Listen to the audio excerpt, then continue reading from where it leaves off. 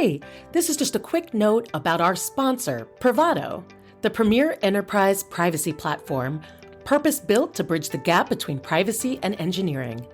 Its privacy code scanning solution embeds privacy compliance and governance into the product development lifecycle and empowers privacy and security teams with unparalleled visibility of sensitive data flows and the insights to find and fix privacy vulnerabilities. You can leverage Privado's data flows, dynamic data mapping, privacy assessment automation, and real-time visibility of privacy issues. Enter the era of proactive privacy and transform privacy from business blocker to business enabler. To learn more, go to privado.ai.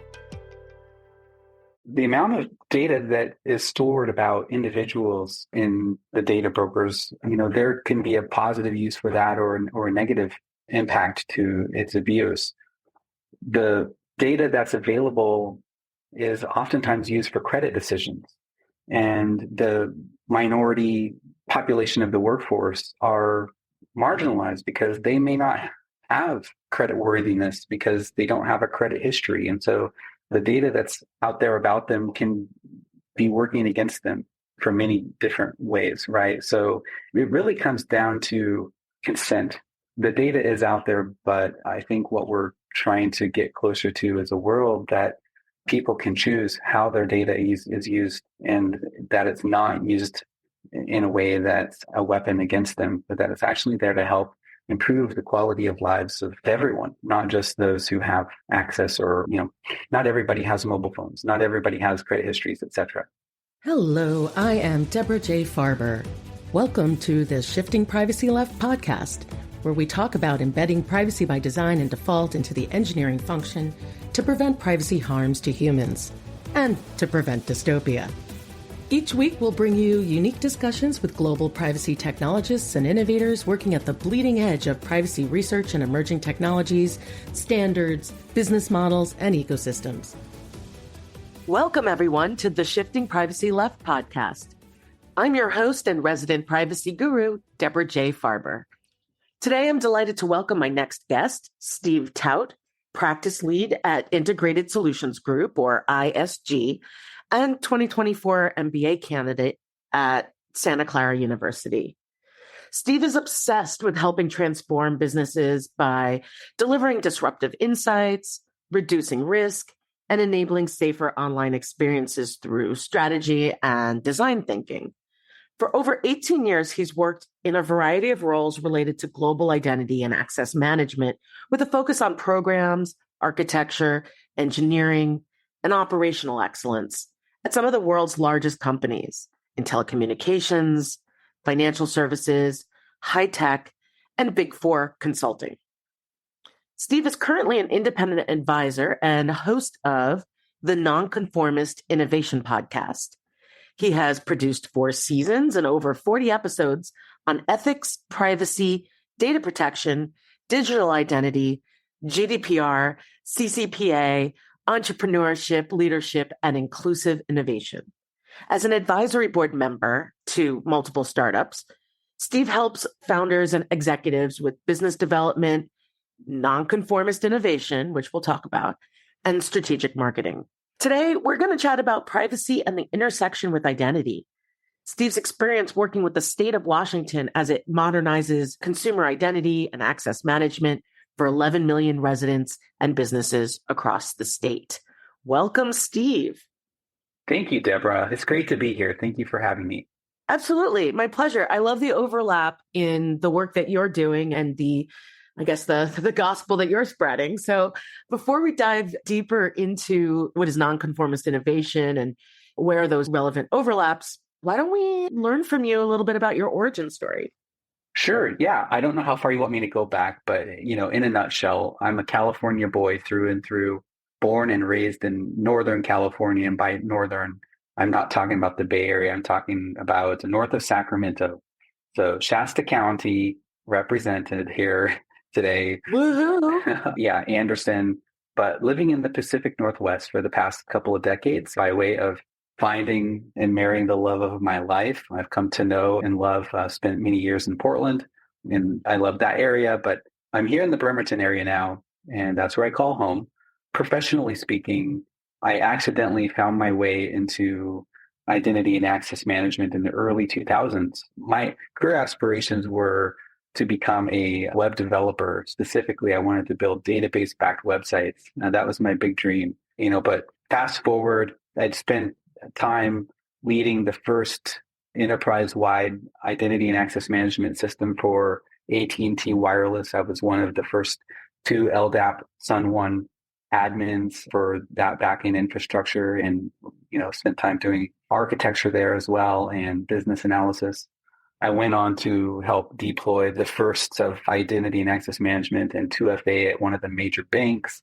I got recruited by Oracle to spend time in the field supporting and consulting their clients, and landed at a little company called VMware in 2007 and spent quite a bit of time there. In 2015, I really tried to retire from this a couple of times and failed. I came to a point where I didn't want to learn anything more about technology. I didn't want year 16 to be like the previous 15 years in my career. So a bit of an attempt at reinvention. But here I am. I currently consider myself a reformed technologist, about to complete an MBA program at Santa Clara University. And I'm grateful to have the opportunity to help modernize consumer IAM here in Washington State. So I think that's once in a decade opportunity for the state and once in a career opportunity here for me, considering the scale and the impact that it will have on Washingtonians for the next couple of decades.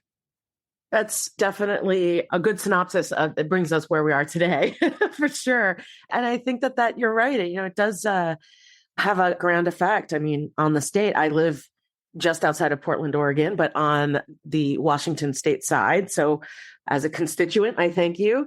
And I, can't wait to unpack some of what you're working on that does affect the citizenry of the state. And, what are we going to be making easier for us with the new IAM strategies?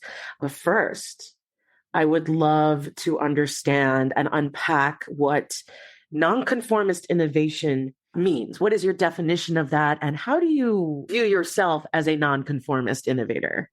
I get that question a lot. It happens to be, one of my favorite things to think about now and talk about. But, we'll get to, I have a podcast called the Nonconformist Innovation Podcast that can scare people, in job interviews or talking with clients or with customers or partners. They think, okay, you're nonconformist. Does that mean, are you a closet anarchist? Or how are you going to cause me trouble? And are you going to increase the risk profile of this project or of my business? And it's quite the opposite. I guess the way I stumbled upon nonconformist as a form of innovation is you've probably heard of disruptive innovation and the work that Clayton Christensen did the past 2 to 3 decades through Harvard Business School, and his study of how innovation disrupts markets and all of the collateral damage and opportunity that it creates for businesses, the collateral damage that can happen for smaller businesses that don't prepare or go to market right. I thought about nonconformist innovation as simply a way to have the interests of the individual and stakeholders and shareholders front and center. And I don't know if I would say that it's counterintuitive, but it's often neglected. And so for now on, if you want to think about nonconformist innovation as a process or a framework for developing unconventional insight, you could think of it like that too. So it's an attempt for me to explain a way to design and build businesses and go-to-market strategies that lead with shareholder interests and integrity and driven by ethical leaders, because I think fundamentally that ethical leaders save lives. And when it comes to privacy and security, regulation and technology is great, but technology is at its core, it's a manifestation of the values and beliefs of its owners. And so when I look to change the reality or the world that we live in, I want to go change the values and belief systems that our leaders and product owners and business owners have. And I think the technology will just be an implementation detail, right? And then I like to think, one guest on my podcast early on made the statement, so I can't claim this as my own, but he talked about ethics as a better form of security, which has really occupied my thoughts for the past several years now. And its importance in whether I'm working with companies in the private sector or, in the public sector, in the state of Washington, this message is well received, right? Equity is a really important subject. So yeah, ethics is a major component of this. And as it relates to being a better form of security and privacy implications for leaders. So what I'm hearing from you is that for a long time, and tell me if I'm wrong, but this is what I'm like reading between the lines.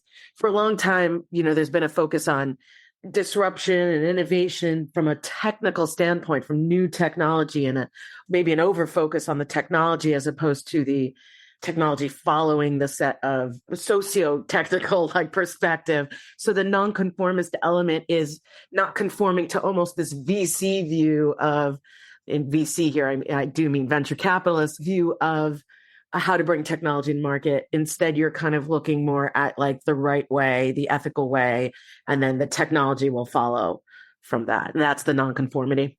I think you're right. When I reverse engineer, so one of the things that I did after I left my last corporate gig in 2015 is I spent time really depressed, to be quite honest with you, because I knew I didn't want to stay in corporate America. And so I wanted to try my hand at entrepreneurship and starting my own company, but I wanted to do it in a way that was aligned with my beliefs and my values. And the problem was that I didn't really know what those were. So what I stumbled upon was I reverse engineered technology, which if you were to close your eyes and you draw a circle and you call this a pie, the first 15 years of my career, it was 100% occupied by technology. It was technology focused. But what I worked on building in terms of vision and values and belief system was to rewire and reorient my thinking. So I reverse engineered that technology.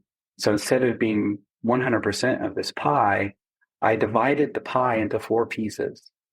So if your eyes are still closed and you're visualizing this pie, the top left begins with philosophy. The top right is about politics. The bottom right is about economics. The bottom left is technology.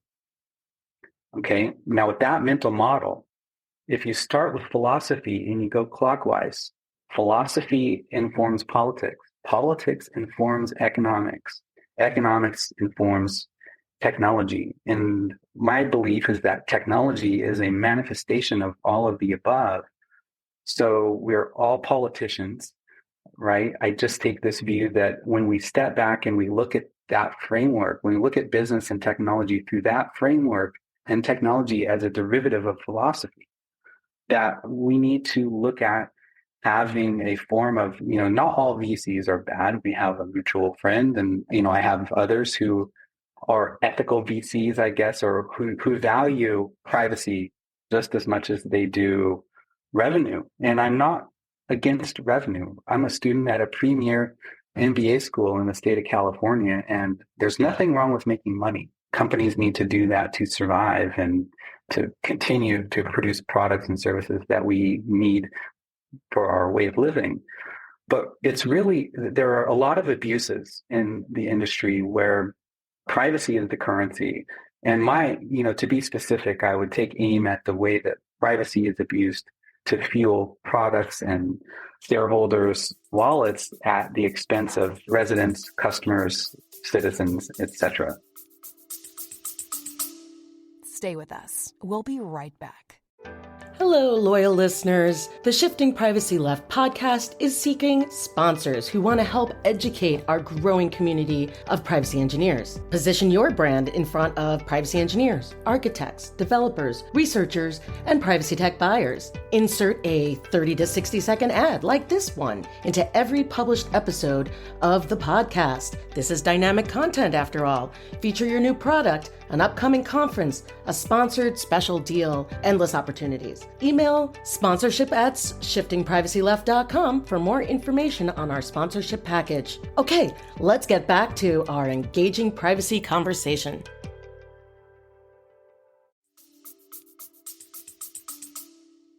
That makes a lot of sense. Now, tell us a little bit about your podcast, the Nonconformist Innovation Podcast.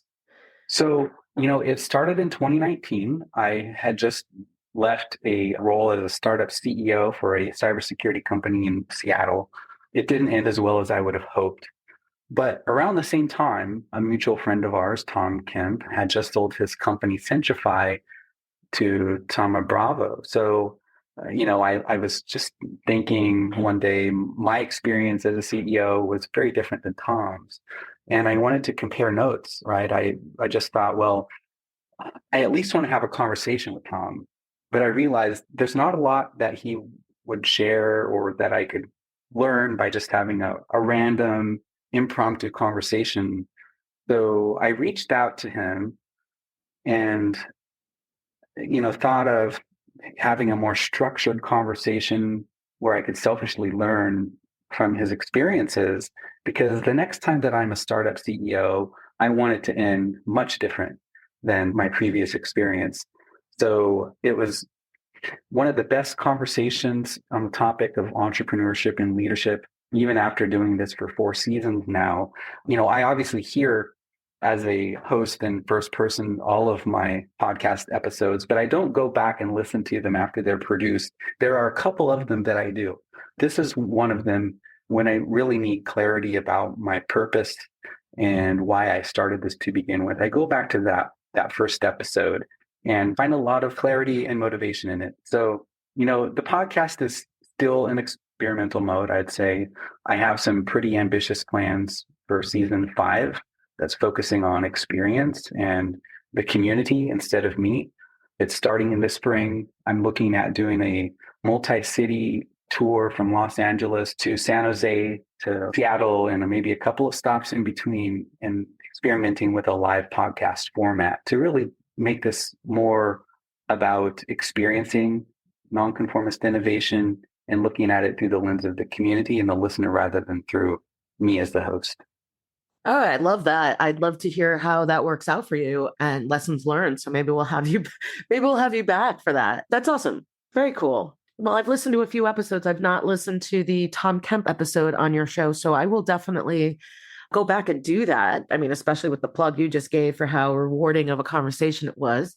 I'll also include a link to that in the show notes for this episode. Let's turn now to the main topic at hand, which is, what is the intersection that you see between privacy and identity? And generally, where's the overlap in your mind? And I bring this up specifically because it's fascinating that privacy folks and identity folks have been so siloed and kind of, they don't have as much interaction as you would think they would, given the overlap. But why don't I let you first tell us about that overlap? Yeah, that's a really great question. And I've, often struggled with this as well. But the more that I've gotten opportunities to work with privacy folks, the most immediate thing that comes to mind is, hey, these people are not like me. I'm a technologist. I'm an identity person, right? And I've been at the lowest levels of the organization building data, managing directories and access control systems and policies. But that's the technologist view. The privacy professionals are, especially as professionals become more advanced in their career, they have law degrees. They come from different backgrounds. They're not necessarily technologists. So there's definitely, the silos are there because their education, their background, their responsibilities are different, right? One is in the realm of policy, and the other one is in the realm of technology and implementation. And we typically think of having rights to privacy as individuals, right? That's the ability for individuals to control access to their sensitive data and secrets. Whereas identity is often who we are, the data that organizations have about you. That could be your location, your gender, your health conditions. The privacy of identity or anonymity nowadays is not guaranteed, and it can't be assumed that you have it, right?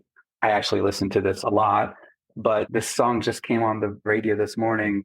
My Pandora playlist was playing some fun songs for Friday. Today is Friday morning, and Fight for Your Right to Party came on by the Beastie Boys. So I think that's a lot like privacy today, where we have to fight for our right to privacy online. The overlap is in the ongoing need for protection, governance, visibility, and management. And then extending beyond there, I think there's a need from a corporate or a business perspective, better accountability with how organizations use and or abuse privacy. But today, privacy shouldn't be a luxury only afforded by the rich. I mean, that's true. I totally agree with that. I think just to build on what you were saying, I think the fundamental privacy challenge is that universal identifiers kind of are the root of many privacy problems.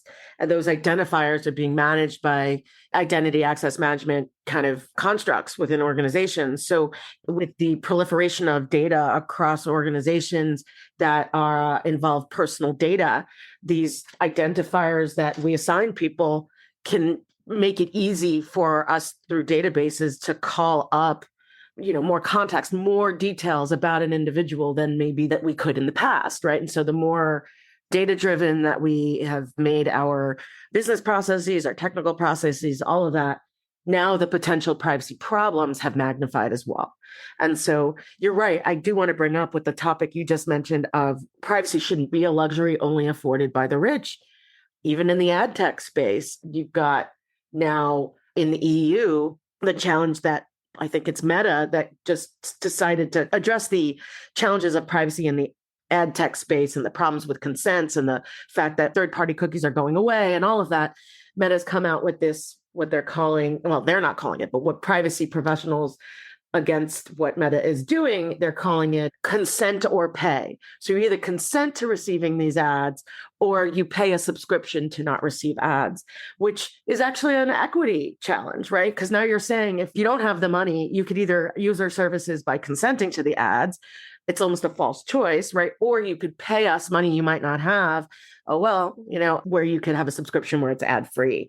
And so there's an equity challenge there where people could, maybe the argument that if the rich could afford to not have their privacy violated, everybody else must consent. It almost feels like you're forced if you're not rich enough to pay for a subscription. If you want to use our platform, you have to consent, which is definitely going to be interesting to watch because I think that will be struck down as violative of GDPR and potentially other equitability statutes within the EU. There's another equity issue as well, right? Which is the amount of data that is stored about individuals in the data brokers. There can be a positive use for that or a negative impact to its abuse. The data that's available is oftentimes used for credit decisions. And the minority population of the workforce are marginalized because they may not have credit worthiness because they don't have a credit history. And so the data that's out there about them can be working against them for many different ways, right? So it really comes down to consent. The data is out there, but I think what we're trying to get closer to is a world that people can choose how their data is used and that it's not used in a way that's a weapon against them, but that it's actually there to help improve the quality of lives of everyone, not just those who have access or, not everybody has mobile phones, not everybody has credit histories, et cetera. You make a really good point. I've thought about this and I've read a lot of books and perspectives on is privacy about control? Is privacy about ownership? And where I've landed is that privacy is about control over your own information flows. And a lot of that comes down to whether you have that control comes down to, IAM, right? And how is that access managed? Do you control the keys? Does somebody else control the keys? Who's defining what your identifiers are connected to in the first place? Well, today, a lot of that is done at the identity level within organizations. The organizations are defining what is an identity and what's attached to it and what must that look like and all that. And then, of course, there's innovations that are still yet to be deployed at grand scale.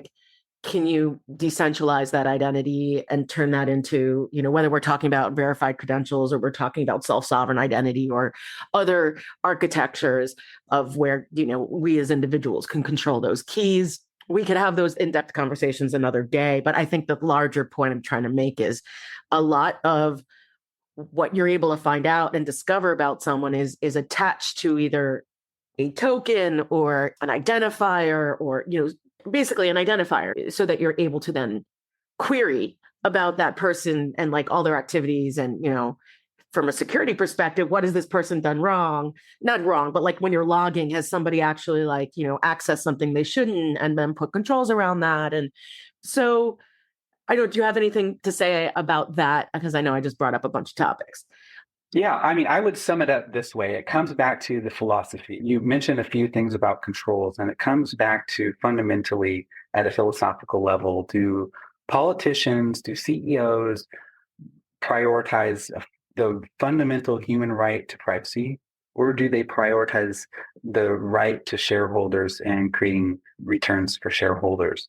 And so, I know privacy by design, there's a lot of talk about they don't need to be a zero-sum game or mutually exclusive, but oftentimes they are. And I think there's, we're on a privacy podcast, so it's pro-privacy.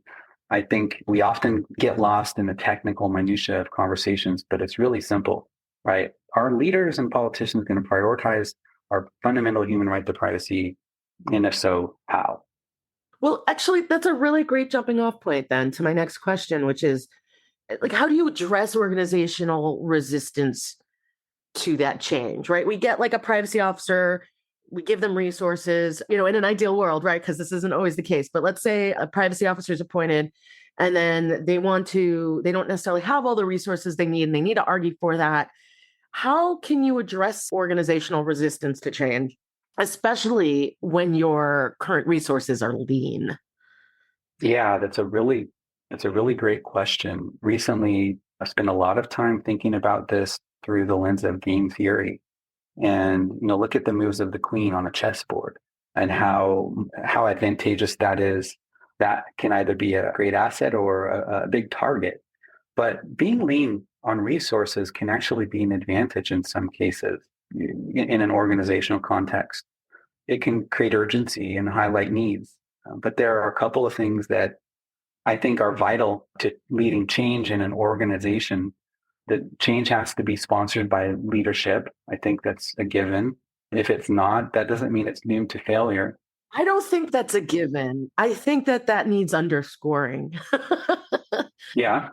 Yeah, in my experience with privacy, I feel like, you would think that would be a given, but I've had some pretty large companies refuse to appoint a single-threaded owner for privacy that would help in the block and tackle of getting things done. So I would definitely underscore that without executive sponsorship, I think in a mid-sized to large to enterprise organization, very often you won't be able to get things done because it won't be visible enough to be seen as something that needs to get done, I guess, as opposed to just some requirement someone lower down can get done, right? Fair enough. Or the problem doesn't seem as big or important or multifaceted if there's no executive sponsor. In the context of privacy, I think you're absolutely right. It's a big enough issue with big enough consequences that it has to have. And now, we have organizations that have chief data officers and chief privacy officers. It can be a good sign. Sometimes they're used as political tokens without real intention to affect change. But, it at least needs to be aligned with broader business goals or an OKR. For change, there has to be a compelling reason to change, right? If you have a chief privacy officer, but you're just doing that there for compliance, it's not there because you want to change. It's there because you want to maintain the status quo and check a compliance box. But protecting the privacy of customers, employees, et cetera, that's not an accident. That doesn't happen without intention. But on the other side of the coin, neglecting it is on the same level of abuse. In my opinion, we could go down that rabbit hole, but I think neglect of privacy issues and concerns is not an excuse. So an organization's readiness for change, it can be viewed and measured by individual motivations, the carrots and the sticks. What's the motivation for product managers and individual contributors to think and act in a way that's unnatural to them? When they're trying to get a job done, privacy tends to come out of left field or hits them blindsided, right? But what do we need to do as an organization to get them to think and act like privacy advocates? I mean, we've had the Privacy Engineers Manifesto since 2014, but there are still organizations, we have great technology that helps to elevate their privacy gain, but there's still a lot of work to be done. Incentives have to be managed and aligned. You make a really great point. Everything does need to be aligned. One of the ways to align those responsibilities is to, make sure that in all requirements and product requirements, engineering requirements, that privacy and security are you're required to ask for them. Like they should be asking for, like, what are the privacy and security requirements for this next build or this next feature? Like it shouldn't be, are there privacy or security requirements? It should be like, what are they? And that's just part of the sprint process is, and embedding that in there so that, your testing criteria is going to be speaking to whether or not it meets the privacy and security thresholds for that. If we don't actually build into the workflow of those that are building products and services, then it's, that alignment can never get there. So I think you make a really great point. Let's turn to something that you talk a lot about, and I don't know a lot about. So I'd love to learn some more from you. What is tipping point leadership? I'm glad you brought that up. That's an area that I discovered in the last couple of years, or in the last year, really. I wish I'd known more about much earlier in my career. But, you mentioned lean and lean resources earlier. Tipping point leadership is a theory of change leadership based on epidemiology, created by Chan Kim and Renee Malborn. They are professors of strategy at INSEAD Business School in France. The obvious part is that for change to occur, a critical mass of individuals need to support that change. So sometimes you think of critical mass, like 51%, 60%, 70%, the majority of a population, where you have a organization, like let's say it's 2,500 employees. So you're thinking hundreds or thousands.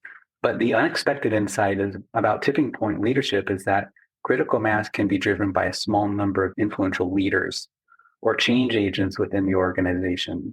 So, the study of this looks at starting with, if you have a vision for a change that you want to enhance privacy in my organization, or have a privacy first mindset and shift from a product first to a privacy first mindset, where privacy by design is a main dominant way of thinking, and that's your goal, you don't immediately start out with a campaign for everyone to get on board with embedding privacy into their workflows.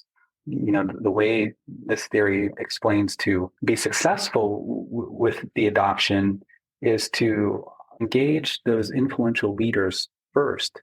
That gives you the ability to leverage their authority, their credibility, and social capital to make it possible for change to occur at scale.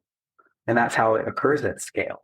You have different department heads or business units, and if you get the majority, you don't need 100% acceptance of your idea in order for it to stick, but you do need a majority of your department heads or change agents or key executives to support your vision for change and to go forward get closer towards that change with you. So tipping point leadership works with minimal effort or lean resources, as you say, driven by the key figures to achieve maximum impact. What would you do if you were in a very bottom-up focused organization, maybe that is very engineers are trusted and they can move fast and run with things? I think about my experience at Amazon, for instance, where everything gets bubbled up from, you write narratives and then you win, low-level executives, and then if they like it, then you keep going up and up, and it could take over a year before you could even ever meet a executive that can move things along and have that top-down effect that you just described as part of tipping point leadership. Is basically, does this require that there be a good top-down or ability to influence executives that can then make top-down decisions? Or is there some other mechanism within tipping point leadership I'm missing? Well, I think a low-level executive is somewhat of an oxymoron. Yeah, agreed. For lack of a better word.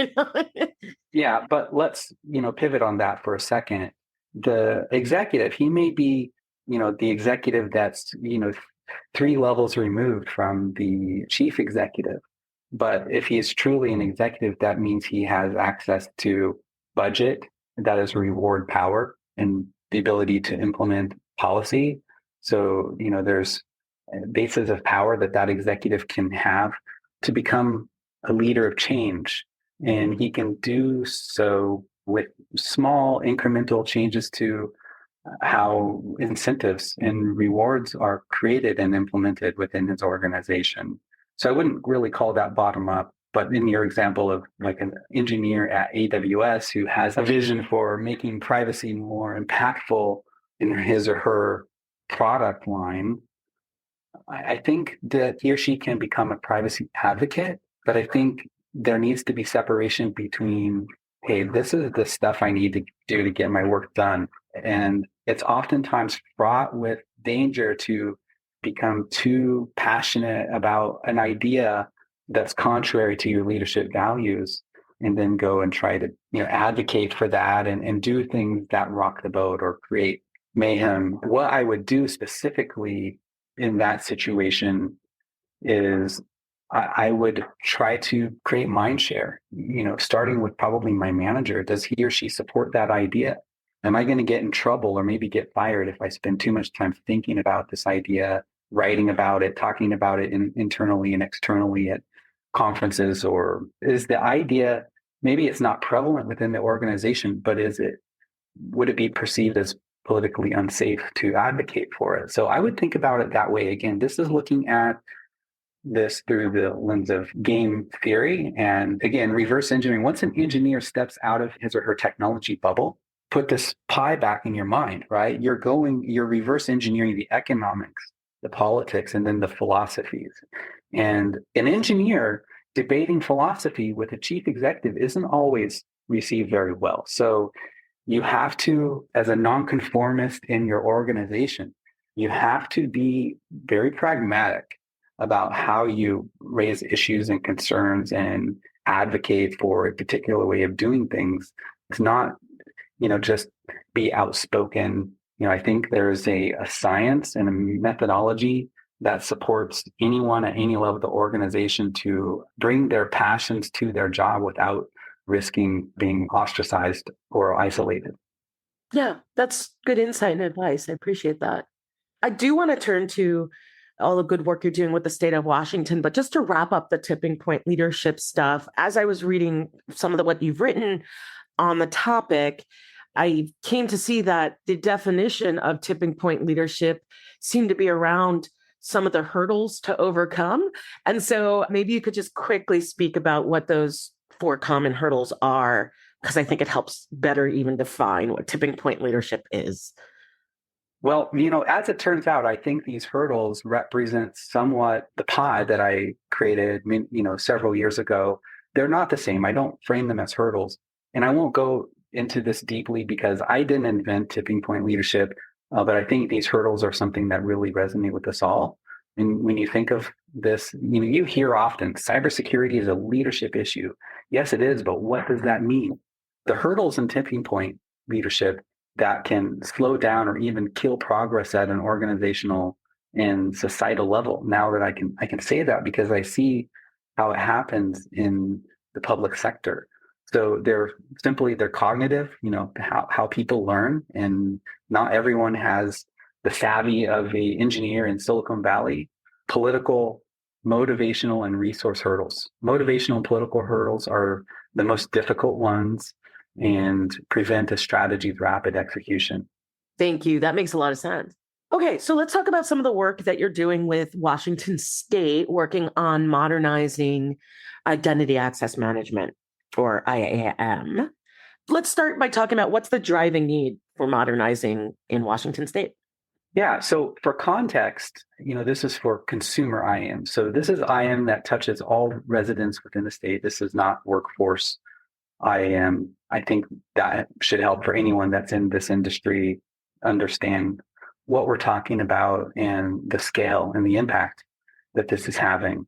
So this is if somebody is if they need services for the state and they sign up for a profile online and then everything attached to it, or, help contextualize what that means. We have a persona in the project that we're working on. Her name is Danny, and we refer to it as Danny's journey. So Danny, has just moved into the state and she is really into hiking. So she wants to go get a permit to do some camping or hiking at one of the state parks, right? How does Danny interact with getting the permit, exchanging her license plate or phone number or email to get the permit? So it's that consumer interaction. And then Danny, gets a job and then she gets hurt. And so she needs to interact with the Unemployment Services Division, how she interacts with that state agency to get benefits. So that's the context. At a high level, I think what Bill Kehoe is doing is really genius. The approach he's taking, it's not because of security or cost considerations that's driving consumer IAM. The overarching driver is really about equity. And I think that touches on the aspirations of all of us involved on the project, that we're working on modernizing consumer IAM because it's going to make doing business with the state easier and providing a more seamless access to resources to the Dannies of the world or to vulnerable or marginalized populations. So that's one of the core drivers, right? I've seen one of the biggest vendors on the planet fail miserably because they came to this opportunity thinking that free was a compelling offer, and it just simply isn't, right? So drivers are in context here about improving the quality of services and enabling digital equity, and then prioritizing customer and business needs over technology for service enhancement. That involves transitioning major IAM systems and compute to the cloud and SaaS for agility and adaptable service delivery that improves operational efficiency of a government, right? Which could be an oxymoron itself. Aligning modernization with strategic goals. There's this idea of connected government and data accessibility in the state. Those are major initiatives, as well as the migration to the cloud. All of those are aligned with leadership's aim to transform Washington State's IT infrastructure into it being a more agile, data-driven, and interconnected system that better serves the needs of its residents and align with the strategic governmental priorities. All sounds like really great reasons to put such a program in place. So great drivers. Thank you so much for that. What are some of the challenges to privacy, ethics, and equity that you've come across as part of this effort? And then, how have you approached them? Yeah, so coming at this from a background of identity and access management and someone who's about ready to complete an MBA. So there's, game theory, there's data, there's analytics, there's social sciences involved here, there's change management and, tipping point leadership to use as a tool to look at this, right? And so, I've encountered multiple challenges. The Washington State is not on the cutting edge of digital identity. And the reasons are, range from the political hurdles, right? The ACLU has a pretty loud bark when it comes to adoption of biometrics, even for legitimate purposes like identity proofing and authentication.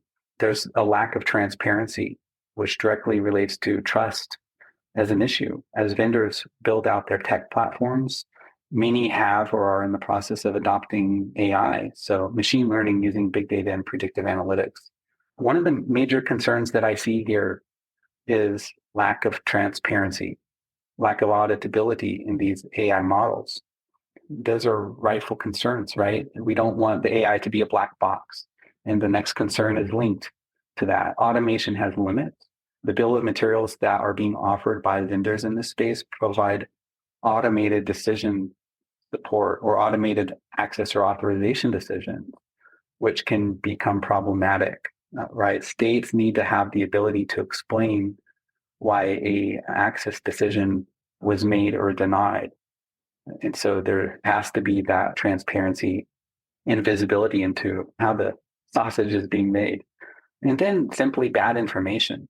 There are some leaders out there who are comfortable with the status quo and would rather stay the course using knowledge-based authenticators. They'd rather do that than invest in more equitable solutions and better algorithms to solve this problem. At some point in recent history, and I won't go into, to the details, but I think it's pretty clear that, even relational databases had its day and were used for profiling and assisting the Nazi regime during the Holocaust. And now databases aggregate patient data and research. They speed up drug trials and discovery. So I don't think that technology itself is the issue here. It's the owners. It's how the technology is deployed, how it's used, and it could be used for good or for bad. That's a really great reminder that I think technology deployment is not politically neutral. While technology itself might be neutral, how it's used and deployed is not. So in many senses of the, phrase, I guess everything is political when it comes to technology, right? So the people should be thinking in those terms. Think more about the ethics, and does it align with your company's ethics, and is what you're doing and deploying aligning with your company's ethics, and all of that good stuff. So that good alignment is important, because then you'd be able to see whether or not something's deployed in a way that goes against the organization's ethics or not. But you can't do that unless you're monitoring. And so all of these things kind of fit together beyond the technology itself around how you've architected and designed it. And I mean, it's basically the whole underscores the need for privacy and ethics and security by design, that whole by design set of disciplines. Agreed. Let's just have a short discussion between the difference between MDL, so mobile driver's license, and maybe verified credentials technology. I bring this up because, well, first we're talking about identity management. And one of the ways that you and I got introduced by Tom Kemp was because I said to Tom, hey, I'm going to be working on a contract for the California State DMV that is implementing the mobile driver's license and verified credentials technology. And that'll be the subject of a completely different episode.